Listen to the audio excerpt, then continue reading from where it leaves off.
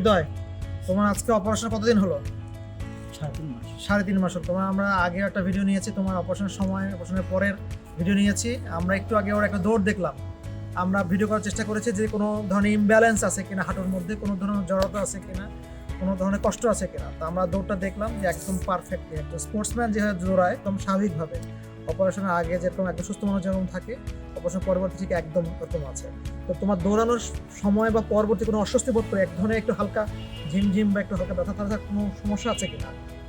এরকম সমস্যা নেই।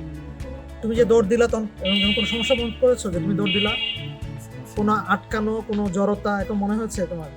তুমি কি উঠতে বসতে পারো? নেই। জি। এটা আমাকে দেখাতো, উঠে বসে দেখাতো।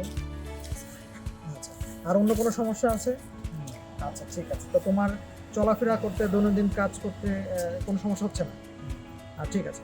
তাহলে আমরা আজকে 3 মাসের ফলো আপটা দিলাম। 3 মাসের ফলো আপের পর আমরা দৌড় দেখলাম, তার দৌড়টা একদম পারফেক্ট, স্মুথ। আমরা আজকের থেকে ওকে খেলার পারমিশন দিলাম। ও আসলে ওয়েট করছিল, যে স্পোর্টসম্যান, সে আমাদের পারমিশন চাচ্ছিল যে আমরা খেলতে শুরু করতে পারবো না। সাধারণত 3 মাস পর আমরা খেলতে দিই, এখন 3 মাস প্লাস হয়ে যায়। আজকের থেকে ওকে আমরা পারমিশন দিয়ে দিলাম, সে যেন তার খেলাধুলায় একদম মনোনিবেশ করতে পারে। তো হৃদয়ের জন্য শুভকামনা থাকলো। সকলকে ধন্যবাদ।